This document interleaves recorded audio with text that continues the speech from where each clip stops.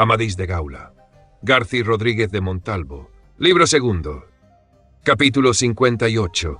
De cómo Beltenebros llegó a Miraflores y estuvo con su señora Oriana después de ganar la espada y el tocado, y luego se fue a la batalla que tenía pendiente con el rey Cildadán, y lo que ahí pasó.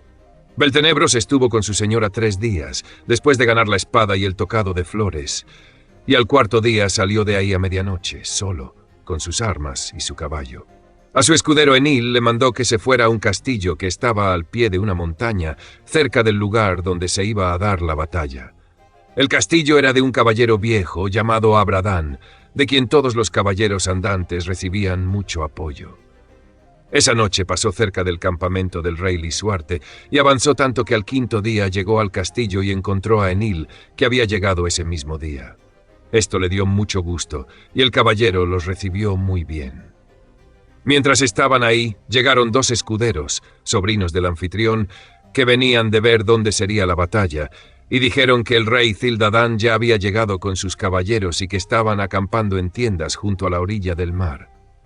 También dijeron que estaban sacando armas y caballos, y que habían visto llegar a don Grumedán y a Giontes, sobrino del rey Lisuarte, y que se habían acordado treguas hasta el día de la batalla. Además, que ninguno de los reyes llevaría a más de 100 caballeros, como ya estaba pactado. El anfitrión les dijo: «Sobrinos, ¿qué opinan de esa gente? Que Dios los maldiga». «Buen tío», respondieron, «no hay mucho que decir, son muy fuertes y temibles. Solo podemos decir que, si Dios no ayuda de manera milagrosa a nuestro señor el rey, su poder frente a ellos es como nada». Al oír esto, al anfitrión se le llenaron los ojos de lágrimas y dijo: «Señor poderoso, no abandones al mejor y más justo rey del mundo». «Buen anfitrión», dijo Beltenebros, «no te desanimes por gente brava, que muchas veces la bondad y el honor vencen a la soberbia y la fuerza.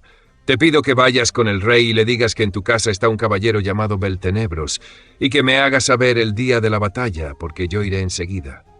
Cuando el anfitrión oyó esto, se alegró mucho y dijo: «¿Cómo, señor? ¿Vos sois el que envió a la corte del rey a don Cuadragante, el que mató al gigante Famongomadán y a su hijo cuando llevaban prisionera a Leonoreta? Ahora os digo que si alguna vez he servido a caballeros andantes, con esto me doy por bien pagado de todo. Haré lo que me mandéis con gusto». Entonces, tomando a sus sobrinos, fue a donde ellos le indicaron y encontró que el rey Lisuarte y toda su gente estaban a media legua de sus enemigos y que al día siguiente sería la batalla. Le dio el mensaje, lo cual alegró mucho al rey y a todos los suyos. El rey dijo: «Ya solo nos falta un caballero para completar los 100. Don Grumedán respondió: «Más bien creo, señor, que os sobran, porque Beltenebros vale por 5. Esto les molestó mucho a don Galaor, Florestán y a Grajes, pues no les gustaba que se alabara tanto a Beltenebros, más por envidia de sus hazañas que por otra cosa, pero no dijeron nada. Abradán, al ver que había cumplido su encargo, regresó con su huésped y le contó la gran alegría que el rey y los suyos habían tenido con su mensaje, y que solo les faltaba un caballero para completar los 100.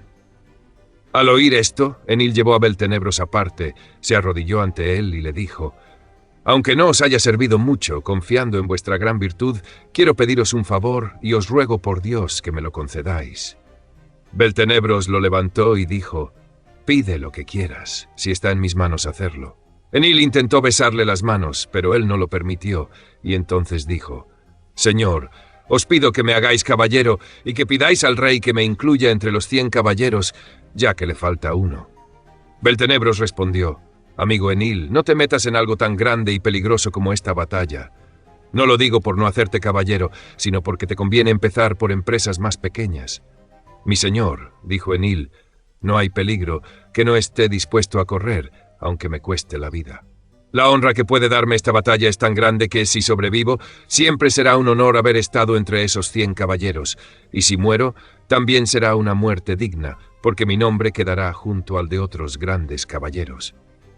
Beltenebros sintió una gran compasión y dijo para sí: «Bien se nota que eres del linaje del noble y leal don Gandales, mi señor». Y le respondió: «Si eso quieres, así será». Fue entonces con su anfitrión y le pidió unas armas para su escudero, porque quería hacerlo caballero. El anfitrión se las dio con gusto. Esa noche Enil veló las armas en la capilla, y al amanecer, después de oír misa, Beltenebros lo armó caballero. Luego partieron hacia la batalla, acompañados por el anfitrión y sus 2 sobrinos, que llevaban las armas. Al llegar al lugar, encontraron al rey Lisuarte organizando a sus caballeros para enfrentarse a sus enemigos, que los esperaban en un campo llano. Cuando el rey vio a Beltenebros, él y los suyos cobraron gran ánimo. Beltenebros dijo: «Señor, vengo a cumplir mi promesa y traigo conmigo a un caballero en lugar del que os faltaba». El rey lo recibió con mucha alegría e incluyó al nuevo caballero entre los 100. Entonces avanzó contra sus enemigos con toda su gente. Al frente del grupo iban Beltenebros, su compañero, Don Galaor, Florestán, Agrajes, Gandalac, amo de Don Galaor, sus hijos Bramandil y Gabus, Nicorán de la Puente Medrosa, Dragonís, Palomir, Pinorante, Giontes, sobrino del rey, Don Bruneo de Bonamar, su hermano Bramfil y Don Guilán, el cuidador. Delante de todos iba el viejo y honrado Don Grumedán con el estandarte del rey. El rey Cildadán tenía a su gente bien organizada. Frente a él estaban los gigantes, que eran feroces, y con ellos 20 caballeros de su linaje, muy valientes. Además, mandó a Madame Fabul, gigante de la ínsula de la Torre Bermeja, que se colocara en una pequeña colina con 10 caballeros de los mejores, y les ordenó no moverse hasta que la batalla estuviera avanzada y todos estuvieran cansados. Entonces debían atacar con fuerza para matar o capturar al rey Lisuarte y llevarlo a las naves. Así, como se ha dicho, ambos ejércitos avanzaron con orden y despacio. Pero cuando se encontraron, los que iban al frente chocaron con tanta violencia que muchos cayeron al suelo. Luego se unieron ambos bandos en combate con tanta furia y dureza que muchos caballos quedaron sin sus jinetes, muertos o gravemente heridos. Fue un día terrible y doloroso para todos los que estuvieron ahí. La lucha continuó durante la tercera parte del día sin descanso, con tanto esfuerzo que por el fuerte calor del verano, tanto los hombres como los caballos estaban exhaustos. Los heridos perdían mucha sangre y muchos caían muertos en el campo, sobre todo los que eran alcanzados por los poderosos golpes de los gigantes. En ese momento, Beltenebros hacía verdaderas proezas con las armas, con su buena espada en la mano, derribando y matando a todos los que encontraba delante. Pero también estaba muy pendiente de proteger al rey en los momentos más duros, porque sabía que si el rey era vencido, la deshonra sería total, y si ganaban, la gloria también sería para todos. Esto hacía que se metiera en los mayores peligros para defenderlo.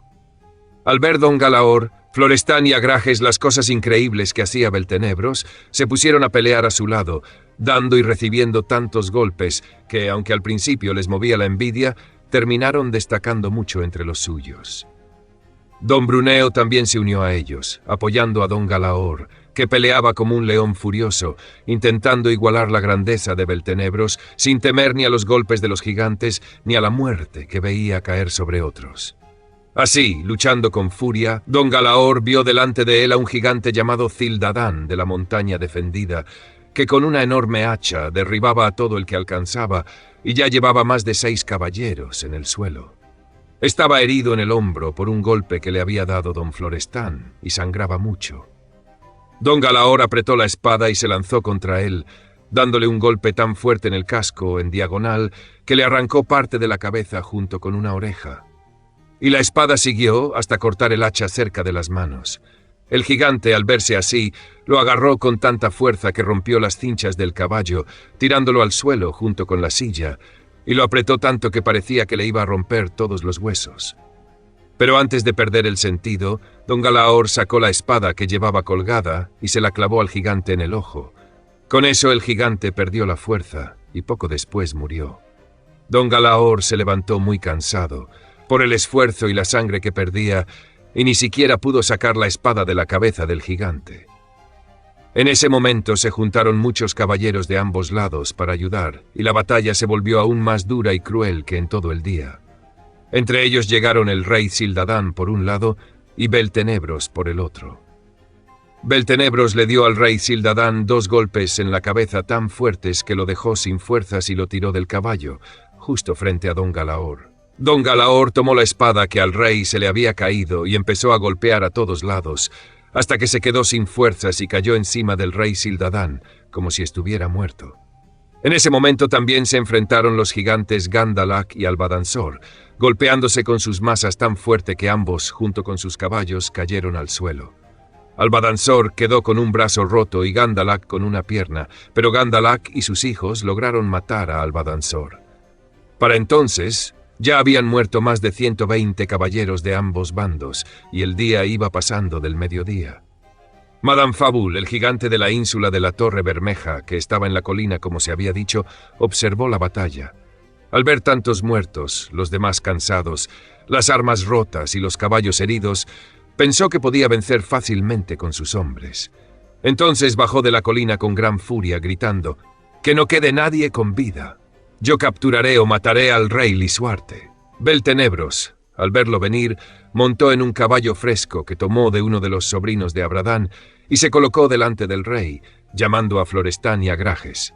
Con ellos se unieron don Bruneo de Bonamar, Bramfil, Gilán el Cuidador y Enil, que ya había hecho grandes hazañas en la batalla y ganó mucha fama. Todos ellos, aunque estaban heridos junto con sus caballos, se pusieron delante del rey para protegerlo. Delante de Madame Fabul venía un caballero llamado Sarmadán el León, el más fuerte y valiente de los del linaje del rey Cildadán, y además su tío. Beltenebros salió a enfrentarlo. Sarmadán le lanzó la lanza, que aunque se rompió, atravesó el escudo y le hizo una herida no muy grave. Beltenebros respondió con un golpe de espada directo al visor del casco, tan fuerte que le destruyó ambos ojos y lo tiró al suelo sin sentido. Pero Madame Fabul y los suyos atacaron con tal violencia que muchos de los hombres del rey Lisuarte fueron derribados. El gigante fue directo hacia el rey con tanta fuerza que nadie pudo detenerlo, por muchas heridas que le hicieran. Lo agarró por el cuello y lo apretó tanto que lo dejó sin fuerzas, lo arrancó del caballo y se lo llevó hacia las naves. Beltenebros, al verlo, gritó: «Oh, Señor Dios, no permitas que Oriana sufra tal desgracia». Clavó las espuelas al caballo y, espada en mano, alcanzó al gigante y le dio un golpe con toda su fuerza en el brazo derecho con el que llevaba al rey. Se lo cortó por el codo y en el golpe también por parte de la armadura del rey, haciéndole una herida de la que salió mucha sangre. El rey cayó al suelo y el gigante huyó como un tullido. Al ver que con ese golpe había derrotado al gigante y salvado al rey, Beltenebros empezó a gritar: «¡Gaula! ¡Gaula! ¡Que yo soy Amadís!». Y mientras lo decía, seguía atacando a los enemigos, derribando y matando a muchos, lo cual era muy necesario en ese momento, porque los suyos estaban muy mal, algunos heridos, otros a pie y otros muertos. Los enemigos, en cambio, venían frescos, con fuerza y con ganas de matar a todos los que encontraran. Por eso Amadís peleaba con tanta urgencia. Se puede decir que su gran valor era lo que sostenía y protegía a todos los suyos. Y lo que más lo enfurecía era no ver a su hermano don Galaor, a quien había visto muy cansado y luego perdido de vista, por lo que pensó que había muerto. Con esa rabia no encontraba caballero al que no matara. Cuando los del rey Cildadán vieron el gran daño que sufrían y las hazañas de Amadís, eligieron como líder a un caballero de linaje de gigantes, muy valiente, llamado Gandacuriel, que causaba tal destrozo entre sus enemigos que todos lo miraban y confiaban en él para ganar la batalla. Pero en ese momento Amadís, lleno de furia y con ganas de acabar con todos los que alcanzaba, se metió tan dentro entre los enemigos que estuvo a punto de perderse. El rey Lisuarte, que ya había conseguido otro caballo, estaba con don Bruneo de Bonamar, don Florestán, don Gilán el Cuidador, Ladasín, Galvanes sin tierra, Olivas y Grumedán, a quien le habían cortado la seña que llevaba en los brazos. Al ver a Amadís en peligro, el rey fue a ayudarlo como buen señor, aunque iba lleno de heridas. Todos se alegraron mucho al saber que Beltenebros era en realidad Amadís, y juntos se metieron entre los enemigos golpeando y matando con tanta fuerza que nadie se atrevía a enfrentarlos. Dejaban a Amadís avanzar a donde quisiera, y así la suerte lo llevó hasta donde estaban Agrajes, su primo, Palomir, Bramfil y Dragonís, todos a pie porque les habían matado los caballos. Muchos enemigos estaban sobre ellos intentando matarlos, pero ellos resistían con gran valentía. Al verlos, Amadís llamó a don Florestán y a Gilán el Cuidador, y junto con ellos los ayudó. Entonces salió a enfrentarlo un caballero muy famoso llamado Badamigar, que ya no llevaba casco. Le lanzó una gran estocada que atravesó el cuello del caballo de Amadís, pero Amadís lo alcanzó con la espada y le partió la cabeza hasta las orejas. Cuando cayó, Amadís dijo: «Primo Agrajes, monta ese caballo». Don Florestán derribó a otro buen caballero llamado Daniel y le dio el caballo a Landín, aunque lo dejó muy mal herido. Palomir consiguió otro caballo para Dragonís, y así todos volvieron a estar montados. Entonces siguieron a Amadís, que hacía maravillas en la batalla, y gritaba su nombre para que lo reconocieran y sus enemigos sintieran más miedo. Tanto hicieron él, Agrajes y don Florestán, junto con los caballeros que estaban con ellos, y con la gran valentía del rey Lisuarte, que ese día peleó con enorme esfuerzo, que lograron ganar la batalla, dejando en el campo a la mayoría de sus enemigos muertos o heridos. Pero Amadís, lleno de rabia por pensar que su hermano don Galaor había muerto, siguió atacando y matando hasta empujar a los enemigos hasta el mar, donde tenían sus naves. Entonces el valiente Gadancuriel, líder de los enemigos, al ver que los suyos estaban derrotados y que no podrían llegar a las naves, reunió a los que pudo y se lanzó con la espada en alto contra el rey, que era el más cercano. Don Florestán, que había visto la fuerza de sus golpes durante el día, temiendo por el rey, se puso delante para recibir el ataque, aunque solo tenía la empuñadura de la espada. Gadancuriel le dio un golpe tan fuerte en el casco que se lo cortó hasta la carne. Florestán respondió con el resto de la espada y le tiró el casco. Entonces el rey llegó y lo remató con un golpe que lo partió en dos. Cuando murió, ya no quedó nadie que defendiera el campo. Muchos enemigos murieron intentando llegar a las barcas, unos en el agua y otros en tierra, de modo que ninguno escapó. Entonces Amadís llamó a don Florestán, Agrajes, Dragonís y Palomir, y les dijo llorando: «¡Ay, buenos primos! Me temo que hemos perdido a don Galaor. Vamos a buscarlo». Fueron al lugar donde Amadís lo había visto a pie, donde había derribado al rey Sildadán, pero había tantos muertos que no podían encontrarlo. Finalmente, Florestán lo reconoció por una manga de su vestidura, que era de tela india con flores de plata. Entonces comenzaron a lamentarse con gran dolor. Al verlo, Amadís se dejó caer del caballo, y las heridas que ya se habían cerrado volvieron a abrirse por el golpe. Se quitó el casco y el escudo, que estaban destrozados, se acercó a don Galaor llorando, le quitó el casco y puso su cabeza sobre sus rodillas. Con el aire, don Galaor empezó a moverse un poco. Todos se acercaron llorando al verlo así. Después de un rato llegaron 12 doncellas muy bien vestidas, acompañadas de escuderos que llevaban un lecho cubierto con ricos paños. Se arrodillaron ante Amadís y dijeron: «Señor, venimos por don Galaor. Si lo queréis con vida, entregádnoslo. Si no, ningún médico de la Gran Bretaña podrá salvarlo». Amadís, que no las conocía, viendo el gran peligro de Galaor, no sabía qué hacer. Pero los otros caballeros le aconsejaron que era mejor entregarlo a la suerte que verlo morir sin poder ayudarlo. Entonces Amadís dijo: «Buenas doncellas, ¿podemos saber a dónde lo llevaréis?» «No por ahora», respondieron. «Si lo queréis vivo, dádnoslo ya. Si no, nos iremos».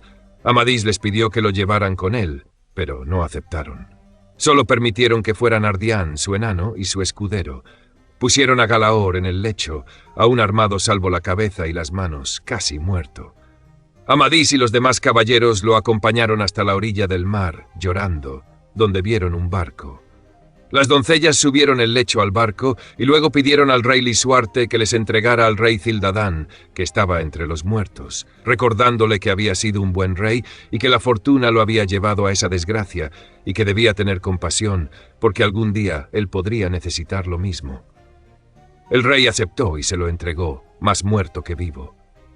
Lo pusieron también en el barco, alzaron las velas y se marcharon rápidamente.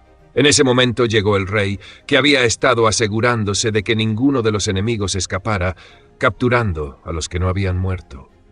Encontró a Amadís y a los demás llorando, y al saber que era por Galaor, sintió un gran dolor, pues lo quería mucho. Se bajó del caballo, aunque estaba lleno de heridas y su armadura cubierta de sangre, y abrazó a Amadís con gran cariño, consolándolo. Le dijo que si el dolor pudiera curar a Galaor, el suyo bastaría, pero que confiaba en Dios en que no lo abandonaría del todo, y que debían mantenerse fuertes. Luego los llevó a la tienda del rey Cildadán, que era muy rica, y pidió comida. Después ordenó que enterraran a los caballeros de su lado en un monasterio cercano, que hicieran misas por sus almas, y mandó construir una capilla rica donde fueran enterrados con sus nombres grabados. También envió mensajeros a la reina Brisena para contarle la victoria que Dios les había dado. Después, Él y los caballeros heridos se fueron a una villa llamada Ganota, a 4 leguas de ahí, donde permanecieron hasta sanar.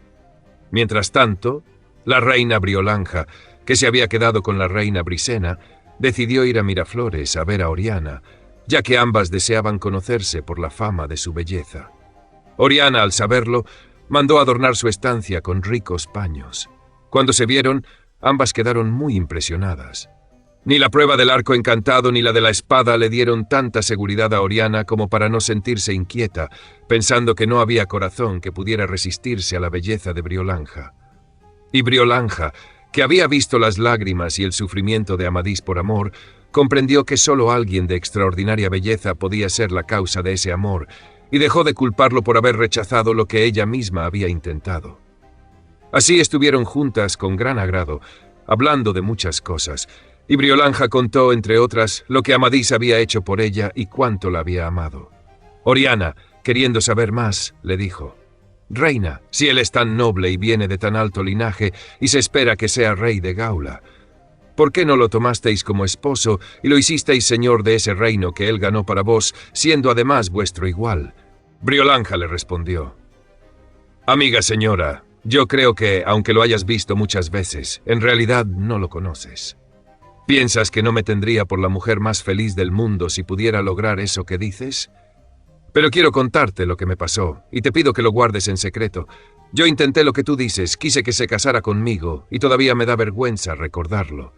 Él me dejó muy claro que ni yo ni ninguna otra le importábamos en ese sentido.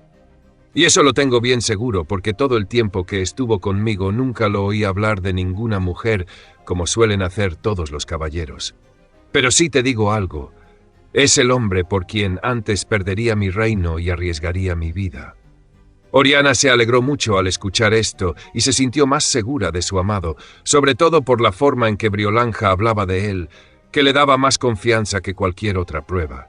Y dijo: «Me sorprende lo que me dices, porque si Amadís no amara a nadie, no habría podido pasar bajo el arco de los leales amadores, donde dicen que demostró más fidelidad que cualquier otro». «Puede que ame», respondió la reina, «pero lo lleva tan en secreto como nadie lo ha hecho jamás». Así estuvieron hablando de esto y de muchas otras cosas durante 10 días. Al final, ambas se fueron con su compañía a la villa de Fenusa, donde estaba la reina Brisena esperando al rey Lisuarte, su esposo. Ella se alegró mucho al ver a su hija sana y recuperada en su belleza. Allí les llegó la noticia de la victoria en la batalla. Después de la gran alegría, la reina Brisena mandó hacer muchas limosnas a iglesias, monasterios y a gente necesitada. Pero cuando la reina Briolanja supo que Beltenebros era en realidad Amadís, no se puede describir la alegría que sintió.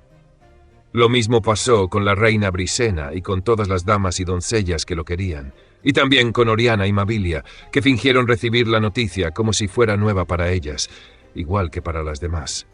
Entonces Briolanja le dijo a Oriana: «¿Qué te parece, amiga, ese caballero que hasta ahora era tan alabado, mientras la fama de Amadís quedaba en la sombra y casi olvidada? Yo misma, aunque siempre lo quise y conocía sus hazañas, ya dudaba, viendo todo lo que hacía Beltenebros, a cuál de los dos debía inclinar mi corazón». «Reina señora», respondió Oriana, «creo que todas estábamos igual. Cuando venga el rey mi padre, preguntémosle por qué dejó su nombre y quién es aquella que ganó el tocado de flores». «Así será», dijo Briolanja. Capítulo 59. De cómo el rey Sildadán y don Galaor fueron llevados para curarse, y quedaron uno en una torre junto al mar y el otro en un jardín cerrado, pensando ambos que estaban prisioneros sin saber quién los había llevado allí, y lo que después les pasó. Ahora vamos a contar lo que pasó con el rey Sildadán y con don Galaor. Las doncellas que los llevaron se encargaron de curarlos, y al tercer día ya estaban en su juicio completo. Don Galaor se encontró dentro de un jardín, en una casa muy bien construida que se sostenía sobre 4 pilares de mármol, cerrada con fuertes rejas de hierro. Desde la cama donde estaba podía ver el jardín, que parecía rodeado por un muro alto, con una pequeña puerta cubierta de hierro. Se sorprendió mucho al verse en ese lugar pensando que estaba preso. Además, tenía mucho dolor por sus heridas y sentía que la muerte estaba cerca. Recordó la batalla, pero no sabía quién lo había sacado de ahí ni cómo había llegado a ese sitio. Por su parte, el rey Cildadán, al recuperar el conocimiento, se encontró en una sala abovedada dentro de una gran torre, acostado en una cama junto a una ventana. Miró a su alrededor y no vio a nadie, aunque escuchaba voces arriba. No encontró ninguna puerta visible. Al asomarse por la ventana, vio el mar y se dio cuenta de que estaba en una torre muy alta sobre una roca, rodeada por el mar por 3 lados. Recordó la batalla, pero tampoco sabía quién lo había sacado. Pensó que si él había quedado tan mal y capturado, los suyos tampoco habrían salido bien. Entonces se resignó a su situación, sufriendo por sus heridas y esperando lo que fuera a pasar. Don Galaor, mientras tanto, vio abrirse la pequeña puerta del jardín. Levantó la cabeza con esfuerzo y vio entrar a una doncella muy hermosa y bien vestida, acompañada de un hombre muy viejo y débil. Al acercarse a la reja le dijeron: «Don Galaor, piensa en tu alma, porque no podemos asegurarte la vida». La doncella sacó 2 frascos, uno de hierro y otro de plata, y le dijo: «Quien te trajo aquí no quiere que mueras hasta saber si harás su voluntad. Mientras tanto, quiero curarte y darte de comer». «Buena doncella», respondió él, «si esa voluntad implica hacer algo que no debo, eso sería peor que la muerte. En lo demás, haré lo necesario para salvar mi vida». «Haz lo que creas mejor», dijo ella. «A nosotros poco nos importa. En tus manos está vivir o morir». Entonces el viejo abrió la reja y entraron. La doncella tomó el frasco de hierro y pidió al viejo que saliera, y luego le dijo a Galaor: «Mi señor, me duele tanto lo que te pasa que voy a arriesgar mi vida por salvarte. Me ordenaron llenar este frasco con veneno y el otro con un ungüento que provoca un sueño profundo. La idea era ponerte el veneno en las heridas y dormirte para que murieras sin darte cuenta. Pero no quise hacerlo así. En lugar de eso, he puesto aquí una medicina que, si la tomas cada día, en 7 días estarás sano y podrás irte sin problema». Luego le aplicó el ungüento, que calmó de inmediato el dolor y la hinchazón. «Te lo agradezco mucho», dijo Galaor. «Si logro salir de aquí gracias a ti, nunca habrá caballero que recompense mejor un favor. Pero si no puedes lograrlo, haz que Urganda la desconocida sepa de mi situación, porque en ella confío mucho». La doncella se rió y dijo: «¿De verdad confías tanto en Urganda que poco se preocupa por ti?». «Sí», respondió él, «porque así como ella conoce las voluntades ajenas, también sabe que la mía es servirla». «No pienses en otra Urganda más que en mí», dijo ella, «pero quiero que, así como tuviste valor para meterte en este peligro, también lo tengas para salir de él. Por lo que arriesgo por ti, quiero que me concedas un favor, que no será en tu perjuicio». «Te lo concedo», dijo él, «si es algo justo». «Entonces me iré por ahora. Acuéstate y finge que estás profundamente dormido». Así lo hizo. La doncella llamó al viejo y le dijo: «Mira cómo duerme. El veneno ya está haciendo efecto». «Así debe ser», dijo el viejo, «para que quien lo trajo aquí se vengue. Ya que cumpliste con lo que te ordenaron, de ahora en adelante vendrás sin vigilancia. Manténlo así 15 días, ni muerto ni vivo, sufriendo, porque en ese tiempo vendrán quienes quieran vengarse de él». Galaor escuchó todo y entendió que el viejo era su enemigo, pero confió en lo que la doncella le había dicho, que en 7 días estaría curado, y se esforzó por resistir. Poco después la doncella volvió, acompañada de 2 niñas muy hermosas, que traían comida. Entraron, le dieron de comer y dejaron a las niñas con él para hacerle compañía, leerle historias y evitar que durmiera durante el día. Galaor se sintió muy reconfortado, viendo que la doncella cumplía lo que le había prometido. Algo parecido le pasó al rey Cildadán en la torre. Al poco tiempo vio abrirse una puerta de piedra tan bien disimulada que parecía parte del muro. Entró una mujer de mediana edad con 2 caballeros armados. Se acercaron a la cama, pero no lo saludaron. La mujer revisó sus heridas, le puso medicina, le dio de comer y se fue sin decir una palabra, cerrando la puerta como antes. El rey, al ver esto, se convenció de que estaba prisionero y que su vida no estaba segura, pero no pudo hacer más que resistir como pudiera. La doncella que cuidaba a Galaor volvió después y le preguntó cómo seguía. Él dijo que bien y que creía que estaría recuperado en el tiempo que ella le había dicho. «Me alegra oír eso», respondió ella, «y no dudes de lo que te prometí, porque así será. Pero quiero que me concedas otro favor como caballero, que no intentarás salir de aquí por tu cuenta, sino solo con mi ayuda, porque si lo haces, te pondrías en gran peligro y no lo lograrías». Galaor aceptó y le pidió que le dijera su nombre. «¿Cómo que no lo sabes?», dijo ella. Me sorprende, porque ya te ayudé antes, y parece que no lo recuerdas. Mi nombre es Savencia sobre Savencia. Y se fue.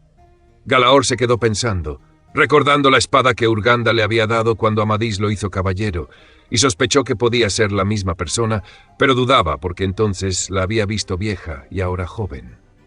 Miró alrededor buscando a las doncellas, pero en su lugar vio a su escudero Gasábal y a Ardián, el enano de Amadís. Se alegró mucho y los llamó hasta despertarlos. Cuando ellos lo vieron, corrieron a él llorando de alegría y le besaron las manos, y le dijeron: «Oh, buen señor, bendito sea Dios que nos ha reunido con vos para poder serviros». Él les preguntó cómo habían llegado ahí, y ellos le dijeron que no lo sabían, salvo que Amadís, Agrajes y Florestán los habían enviado con él. Entonces le contaron cómo había estado a punto de morir, cómo Amadís lo tenía en su regazo cuando llegaron las doncellas a pedirlo, y cómo, viendo que su vida pendía de un hilo, decidieron entregarlo. También le dijeron cómo lo subieron a la nave junto con el rey Cildadán. Don Galaor les preguntó: «¿Y cómo estaba Amadís en ese momento?» «Señor», respondieron, «sabed que aquel que se hacía llamar Beltenebros es vuestro hermano Amadís, y gracias a su valor el rey Lisuarte ganó la batalla». Y le contaron cómo había salvado al rey cuando el gigante se lo llevaba bajo el brazo, y cómo en ese momento se dio a conocer como Amadís. «Grandes cosas me decís», respondió Galaor, «y me alegra mucho saber de mi hermano. Pero si no me da una buena razón de por qué se ocultó de mí tanto tiempo, tendré motivo para reprochárselo». Así estaban el rey Cildadán y don Galaor, uno en la torre y el otro en el jardín, curándose de sus heridas hasta que ya podían moverse sin peligro. Entonces Urganda se les dio a conocer, pues estaban en su poder en aquella isla desconocida, y les explicó que los miedos que les había hecho pasar eran para curarlos más rápido, ya que su estado era muy grave. Mandó que 2 sobrinas suyas, 2 hermosas doncellas, hijas del rey Falangris, hermano del rey Lisuarte, que las había tenido con Grimota, hermana de Urganda, los cuidaran y terminaran de curarlos. Una se llamaba Juliana y la otra Solisa. Durante ese tiempo estuvieron con ellas con tanto gusto que ambas quedaron embarazadas. Juliana de don Galaor y Solisa del rey Cildadán. Los hijos que nacieron fueron Talanque, hijo de Galaor, y Maneli el Mesurado, hijo de Cildadán, quienes después serían valientes caballeros, como se contará más adelante. Allí vivieron con gran placer hasta que Urganda decidió sacarlos de ese lugar, como se contará después. Mientras tanto, el rey Lisuarte, ya recuperado junto con Amadís y los demás caballeros, se fue a Fenusa, donde estaba la reina Brisena. Allí fue recibido con gran alegría por ella, por Briolanja, por Oriana y por todas las damas y doncellas, con tanta celebración como nunca antes se había visto. Después fue recibido Amadís, a quien ya todos sabían que no solo había salvado al rey, sino que gracias a él se había ganado la batalla. También honraron a los demás caballeros que sobrevivieron. Pero lo que hacía la reina Briolanja con Amadís no se puede describir. Lo tomó de la mano. Lo sentó entre ella y Oriana y le dijo: «Señor, no se puede explicar el dolor que sentí cuando creí que os había perdido. Entonces reuní 100 caballeros y vine a esta corte, donde supe que estaban vuestros hermanos para que os buscaran. Pero como esta batalla lo impidió, decidí quedarme hasta que pasara. Ahora que, gracias a Dios, todo ha salido bien, decidme qué queréis que haga, y así lo haré». «Mi señora», respondió Amadís, «si os dolió mi situación, tenéis razón. Y podéis creer que no hay hombre en el mundo que con más gusto cumpla vuestra voluntad. Ya que dejáis en mí vuestra decisión, os propongo que os quedéis aquí 10 días, resolváis vuestros asuntos con el rey, y mientras tanto sabremos algo de mi hermano Galaor, y se resolverá una batalla que don Florestán tiene pendiente con Landín. Después os acompañaré a vuestro reino y luego iré a la ínsula Firme, donde tengo cosas importantes que hacer». «Así lo haré», dijo Briolanja, «pero os ruego que nos contéis las maravillas que encontrasteis en esa isla». Amadís intentó evitarlo, pero Oriana lo tomó de la mano y dijo: «No os dejaremos ir sin que nos contéis algo». Entonces Amadís dijo: «Creedme, señoras, que aunque lo intente es imposible describirlo, pero sí os digo que aquella cámara protegida es la más rica y hermosa que existe, y que si alguna de vosotras no logra conquistarla, nadie más en el mundo lo hará». Briolanja, que había estado callada, dijo: «No creo ser capaz de lograr esa aventura, pero aún así, si no me tomáis por loca, me gustaría intentarlo». Mi señora, respondió Amadís, no es locura intentar lo que otros no han logrado, sobre todo cuando se trata de belleza, y más en vuestro caso, a quien Dios ha dado tanta. Más bien es un honor buscar esa fama que puede durar para siempre. Estas palabras molestaron mucho a Oriana, que cambió el gesto. Amadís, que no dejaba de mirarla, lo notó enseguida y se arrepintió de haberlo dicho, aunque su intención era elogiarla a ella, pues sabía que la belleza de Briolanja no era suficiente para lograr esa hazaña, cosa que de Oriana no dudaba. Pero Oriana se sintió herida, temiendo que hubiera algo que Briolanja pudiera lograr gracias a su belleza. Después de un rato, y tras pedirle a Briolanja que si lograba entrar en la cámara le contara qué había dentro, Oriana se fue con Mabilia y apartándose con ella le contó todo lo que había pasado. «Esto siempre me pasa con tu primo», le dijo.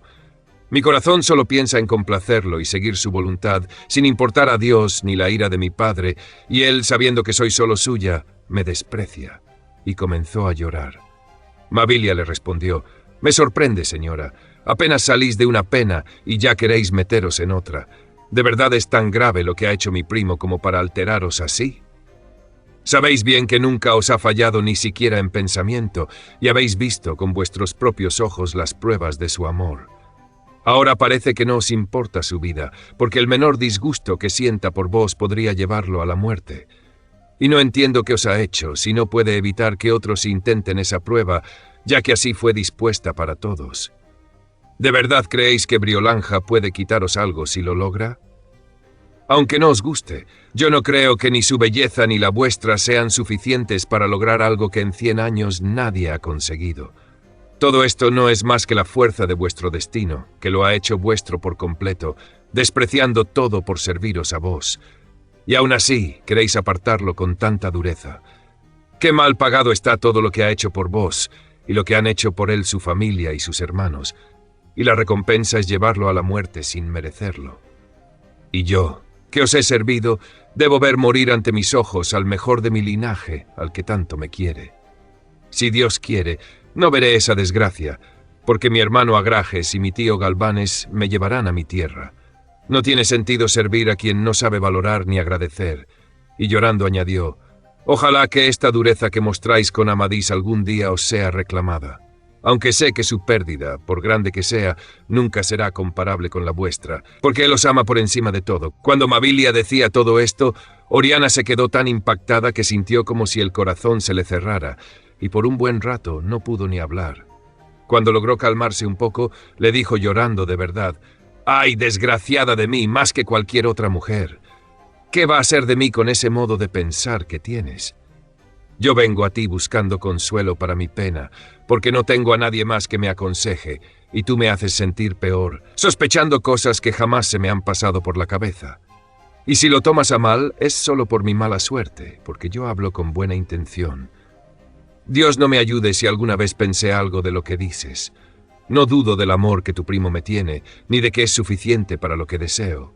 Pero lo que sí me duele es que, habiendo él ganado esa isla, si otra mujer logra esa prueba antes que yo, sería para mí peor que la muerte. Y por esa rabia que siento, me molestó lo que él dijo, aunque quizá no fuera con mala intención. Pero sea como sea, te pido perdón por algo que no merecías, y te ruego que, por el amor que le tienes a tu primo, me aconsejes lo mejor para él y para mí». Entonces Mabilia, sonriendo con dulzura, la abrazó y le dijo: «Mi verdadera amiga, por encima de todas, te prometo que no le diré nada de esto a mi primo, ni le daré a entender que me fijé en ello. Pero tú habla con él como mejor te parezca, que yo lo veré bien». Mabilia añadió: «Señora, os perdono con una condición, que aunque estéis molesta con él, no se lo mostréis sin que yo intervenga primero, para que no vuelva a pasar algo como lo anterior». Así quedaron en paz, como era de esperarse entre ellas, que no podían tener enemistad. Pero Mabilia no olvidó lo que Amadís había dicho, y luego, con cierta dureza, aunque entre risas, lo reprendió, recordándole el peligro en el que había estado por culpa de esa mujer, y advirtiéndole que tuviera cuidado al hablar con ella, porque los celos en el corazón de una mujer son difíciles de arrancar. También le contó cuánto le había dolido a Oriana y cómo había logrado calmarla. Amadís le agradeció mucho lo que había hecho por él, valorándolo tanto que le prometió que, si vivía, la haría reina. Luego le dijo: Mi buena señora y prima, lo que mi señora pensó no tiene nada que ver con lo que yo realmente quería decir. De hecho, uno de los mayores servicios que puedo hacerle es animar a Briolanja a intentar esa prueba, incluso ir a buscarla para eso. Y te explico por qué. Todo el mundo considera a Briolanja una de las mujeres más hermosas, tanto que creen que podría superar esa prueba sin dificultad. Pero yo pienso lo contrario, porque he visto a Grimanesa y Briolanja no se le iguala en belleza. Estoy seguro de que Briolanja, aunque ha logrado muchas cosas, fallará en esto. En cambio, de Oriana no tengo duda de que, si lo intentara, lo lograría sin problema. Y si Oriana lo hiciera antes que Briolanja, muchos dirían que Briolanja también lo habría conseguido si lo hubiera intentado. Pero si Briolanja lo intenta primero y falla, como yo creo, entonces la gloria quedará completamente para mi señora. Esa fue la razón de lo que dije. Mabilia quedó muy contenta con esta explicación, y Oriana aún más, cuando se la contó. Entonces se arrepintió mucho de haberse dejado llevar por los celos, recordando que ya antes algo parecido había puesto en peligro tanto a ella como a Amadís. Para evitar que volviera a pasar, decidieron que Amadís entraría a verla por un pasadizo secreto que daba a un jardín desde su habitación. Después de esto, llamaron a Amadís, pues Briolanja y Oriana estaban juntas, y al llegar le pidieron que respondiera con sinceridad a lo que querían preguntarle. Él lo prometió. Oriana, le dijo, decidnos quién era esa doncella que se llevó el tocado de flores cuando ganasteis la espada. A Amadís no le gustó la pregunta, pero decidió decir la verdad. Que Dios no me salve si sé más de ella que lo que vos sabéis. Aunque estuve 7 días en su compañía, no sé ni su nombre ni quién es. Solo puedo decir que tenía un cabello hermoso y que me pareció bastante bella. Pero de su vida sé lo mismo que vos, que entiendo que nunca la habéis visto. Oriana respondió, si tanta gloria ganó con esa aventura, bien cara le habría costado, porque según me dijeron Arcalaus el encantador y Londorá que querían quitarle el tocado y colgarla por los cabellos si no fuera porque la defendisteis. No creo, dijo Briolanja, que quien la defendió fuera Amadís, si es que él es Beltenebros, sino ese mismo Beltenebros, que no es menos que Amadís. Y aunque yo le debo mucho, diré la verdad sin favoritismos. Si Amadís ganó gran gloria al conquistar la ínsula Firme, Beltenebros no ganó menos al derrotar en un solo día a 10 caballeros de la casa de vuestro padre y al matar al gigante Famongomadán y a su hijo Basagante. Y si decimos que Amadís mostró su fidelidad al pasar bajo el arco de los leales amadores, también debemos reconocer que Beltenebros logró sacar la espada ardiente que nadie había podido sacar en más de 60 años. Así que, amiga mía, no es justo atribuir a Amadís la honra que corresponde a Beltenebros, porque ambos deben ser considerados igual de grandes. Así estaban las dos, bromeando y riendo, llenas de gracia y belleza, disfrutando de la compañía de aquel caballero tan amado por ambas. Y Amadís se sentía aún más feliz al recordar que había salido de aquella terrible tristeza en Peña Pobre, donde había estado cerca de morir sin esperanza. En ese momento llegó una doncella de parte del rey a llamar a Amadís, diciéndole que don Cuadragante y Landín querían romper sus promesas. Así que tuvo que dejar ese momento de alegría e ir con don Bruneo de Bonamar y Branfil a donde estaba el rey con muchos caballeros. Allí don Cuadragante se levantó y dijo, «Señor, he estado esperando aquí a Amadís de Gaula, y ahora que está presente, quiero liberarme de la promesa que hice».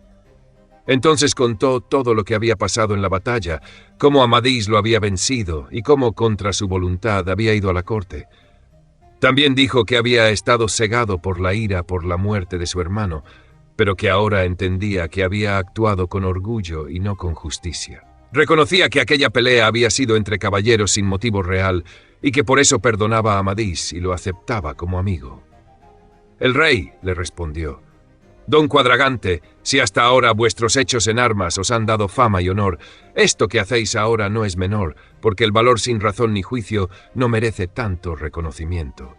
Entonces lo hizo abrazar con Amadís, quien le agradeció mucho su gesto y aceptó su amistad, la cual, aunque al principio parecía ligera, duró mucho tiempo, como se contará más adelante. Y como la batalla entre Florestán y Landín se debía a lo mismo, se decidió que Cuadragante había perdonado, Landín también debía hacerlo.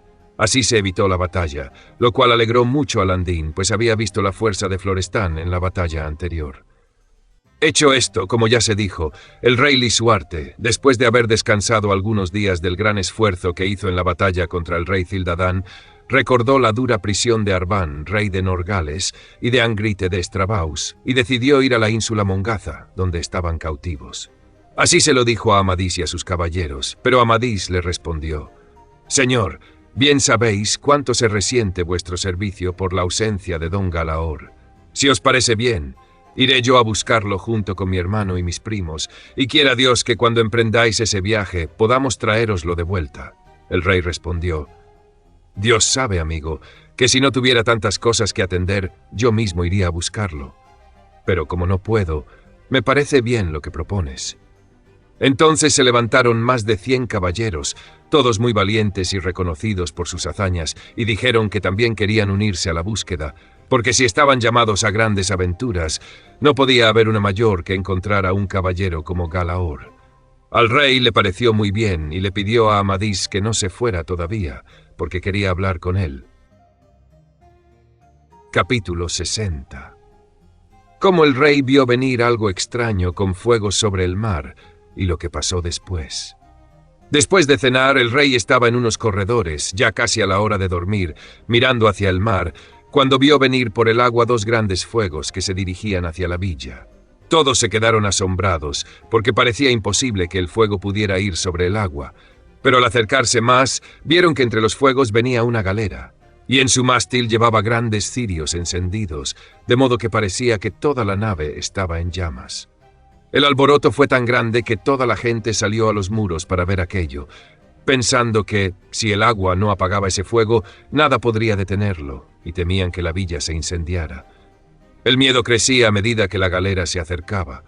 La reina, junto con todas las damas y doncellas, se fue a la capilla por temor.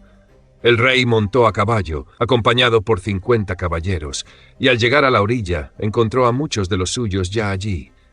Vio delante a Amadís, a Guilán el cuidador, y a Enil, tan cerca del fuego que parecía increíble que pudieran resistirlo.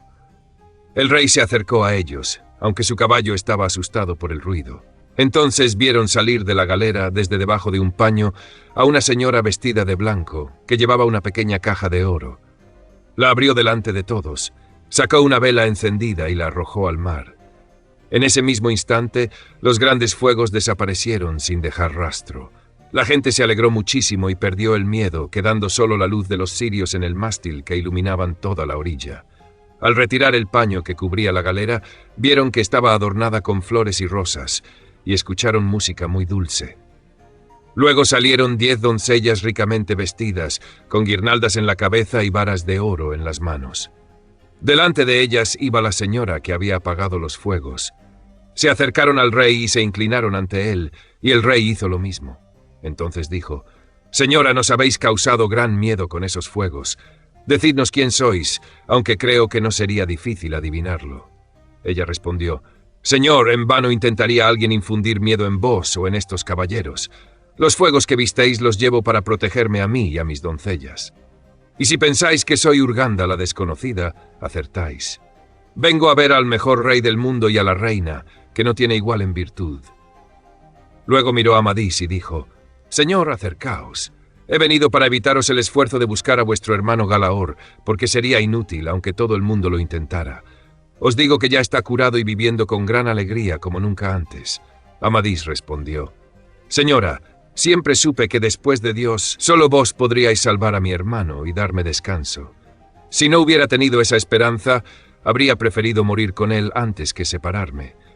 No puedo agradeceros más que ofreciéndoos mi vida para vuestro servicio, sin temer ningún peligro, ni siquiera la muerte. Alegraos», dijo ella, «porque pronto lo veréis y compartiréis esa alegría». El rey le dijo: «Señora, sería momento de que bajéis de la galera y vengáis a mi palacio». «Os lo agradezco», respondió, «pero esta noche me quedaré aquí. Mañana iré, y quiero que vengan por mí Amadís, Agrajes, don Bruneo de Bonamar y don Guilán el cuidador, porque son enamorados y alegres de corazón como yo».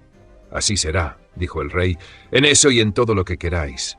El rey ordenó que todos regresaran a la villa y dejó guardia en la orilla para que nadie se acercara. A la mañana siguiente, la reina envió 12 palafrenes ricamente adornados para traer a Urganda y a sus doncellas. Fueron por ellas Amadís y los 3 caballeros que ella había pedido, vestidos con gran elegancia. Al llegar encontraron a Urganda en una tienda que había mandado levantar. La saludaron con respeto y ella los recibió con agrado. Luego montaron a las doncellas en los caballos y los 4 caballeros rodearon a Urganda. Ella, al verlos así, dijo: «Ahora mi corazón está contento, rodeado de quienes le son afines». Esto lo decía porque, como ellos, ella también estaba enamorada de su amigo. Al llegar al palacio, el rey la recibió con honor. Ella le besó las manos y, viendo a tantos caballeros, le dijo: «Señor, estáis bien acompañado, no solo por el valor de estos caballeros, sino por el amor que os tienen. Un rey es fuerte cuando tiene el apoyo de los suyos. Sabed conservarlos y cuidado con los malos consejeros, porque son la verdadera ruina de los príncipes». El rey le agradeció el consejo y le dijo que fuera a ver a la reina. Urganda fue con sus acompañantes, y la reina, Oriana, Briolanja y todas las demás damas la recibieron con gran cariño. Observó mucho la belleza de Briolanja, pero vio claramente que no igualaba la de Oriana. Luego dijo a la reina: «He venido a esta corte para ver la grandeza del rey, la vuestra, la fuerza de las armas y la mayor belleza del mundo. Y creo que en ninguna corte de emperador o príncipe se podría encontrar algo así. Las pruebas están en la conquista de la ínsula Firme, en la muerte de los gigantes y en la dura batalla que habéis ganado. ¿Quién se atrevería a decir que hay en el mundo belleza que iguale a la de estas 2 señoras? Nadie, con verdad. Además, aquí el amor se mantiene con la mayor lealtad, como se ha visto en las pruebas de la espada ardiente y del tocado de flores, que durante 60 años nadie había logrado completar. Y aquella que ganó las flores demostró ser la más leal de todas». Al oír esto, Oriana palideció y casi se desmaya, pensando que Urganda podría revelar su secreto y ponerla en peligro. Las demás también se inquietaron, especialmente Mavilia y la doncella de Dinamarca.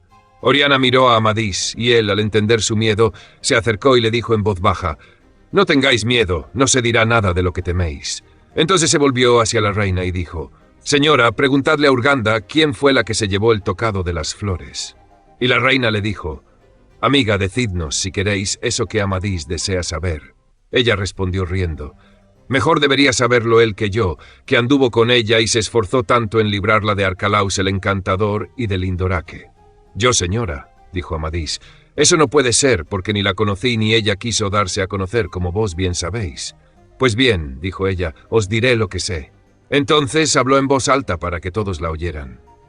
Aunque Amadís llevó a esa dama como si fuera doncella, en realidad era una mujer, y lo fue por amor a aquel que hizo posible que ganara el tocado de flores, pues lo ama profundamente. Es natural de este reino, por parte de su padre, y por parte de su madre no lo es. Vive aquí y tiene buenas posesiones. Lo único que le falta es atreverse a seguir su voluntad y aquel a quien tanto ama.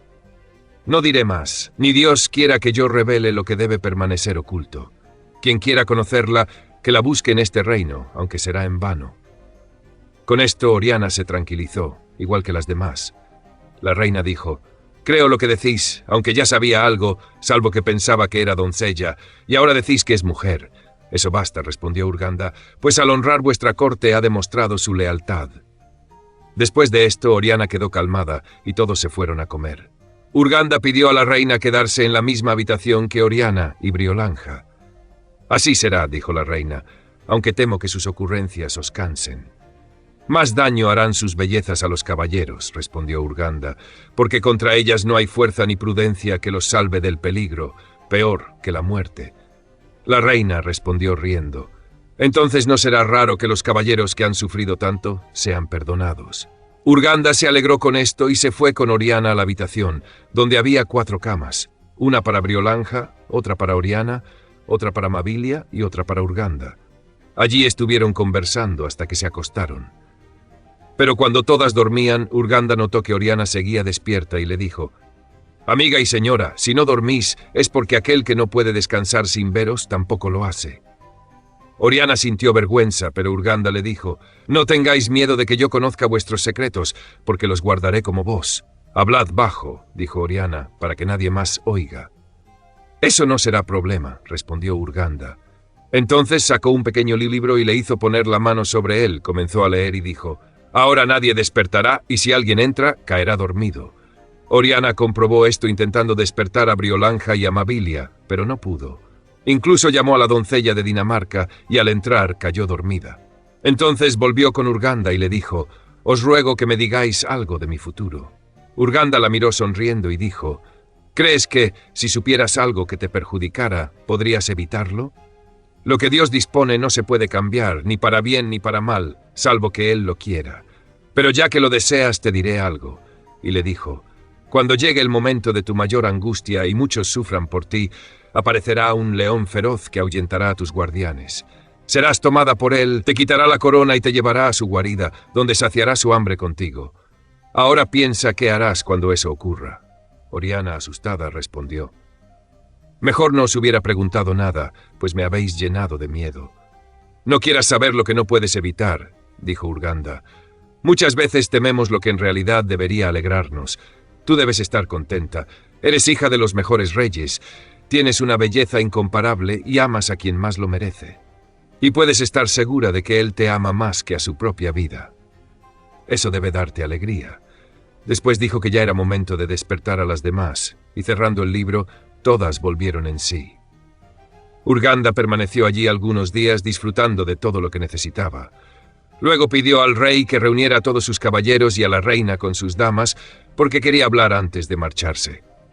Así se hizo, en una gran sala. Urganda pidió que trajeran las cartas que había enviado al rey y a don Galaor cuando Beltenebros ganó la espada y la dama el tocado de flores, para demostrar que ya sabía lo que iba a pasar. Las leyeron ante todos y vieron que todo se había cumplido, lo que causó gran asombro. También se destacó cómo el rey había tenido valor para enfrentar la batalla y cómo los 3 golpes de Beltenebros decidieron la victoria. Cuando derribó al rey Cildadán, cuando mató a Sarmadán el león y cuando salvó al rey cortándole el brazo al gigante Madame Fabul. También se cumplió lo que dijo sobre Galaor, cuando su cabeza estuvo en poder de quien dio esos 3 golpes, es decir, cuando Amadís lo tuvo en su regazo creyéndolo muerto. Entonces Urganda dijo: «Ahora os diré algo de lo que vendrá», y continuó: «Habrá una gran lucha entre el gran culebro y el fuerte león, en la que muchas bestias se enfrentarán y muchas morirán. El gran zorro romano será herido por el león y su piel será destrozada, lo que traerá gran sufrimiento al culebro. En ese momento, la oveja mansa, cubierta de lana negra, será puesta entre ellos, y con su gran humildad y dulzura logrará calmar la furia de sus corazones y separarlos. Pero luego bajarán los lobos hambrientos desde las montañas contra el gran culebro, y lo vencerán junto con los suyos, encerrándolo en una cueva. Entonces el joven unicornio, acercándose al fuerte león, lo despertará con sus bramidos, y éste, reuniendo a algunos de los suyos, acudirá rápidamente en ayuda del culebro. Lo encontrará herido y mordido por los lobos, con mucha sangre derramada, y al rescatarlo los lobos serán destrozados. Después, el culebro, ya recuperado, permitirá que la blanca cervatilla que se escondía temerosa en el bosque sea entregada al león. «Ahora, buen rey», dijo Urganda, «mandad escribir esto, porque así sucederá». El rey respondió que lo haría, aunque no entendía nada por el momento. «Ya llegará el tiempo», dijo ella, «en que todo será claro». Luego miró a Amadís y lo vio pensativo y le dijo: «Amadís, ¿por qué piensas en cosas que no te sirven? Piensa mejor en lo que te espera. Estarás cerca de la muerte por la vida de otro, y por sangre ajena darás la tuya. Y de ese sacrificio el beneficio será para otro, mientras tú recibirás enojo y distancia de aquello que deseas. Y esa espada tan fuerte herirá tu cuerpo de tal manera que perderás mucha sangre y llegarás a desear que se rompa o desaparezca, aunque poseyeras medio mundo. Piensa bien en lo que harás, porque todo esto pasará». Amadís, viendo que todos lo observaban, respondió con serenidad: «Señora, por lo que habéis dicho antes, creo que esto también será verdad. Pero como sé que soy mortal y que mi vida depende de Dios, prefiero pensar en actuar con honor en las cosas grandes, donde se gana fama, antes que preocuparme por conservar la vida. Si temiera algo, sería más bien a los peligros presentes que a los que aún no llegan». Urganda respondió: «Sería tan difícil quitarte ese valor como vaciar el mar». Luego dijo al rey: «Señor, ya me voy. Recordad lo que os dije antes, no escuchéis a todos, y menos a aquellos en quienes veáis malas intenciones». Con esto se despidió de todos y, acompañada solo por sus 4 compañeros, se dirigió a su nave. Al entrar en alta mar, la galera quedó envuelta en una gran niebla y desapareció. Fin del capítulo.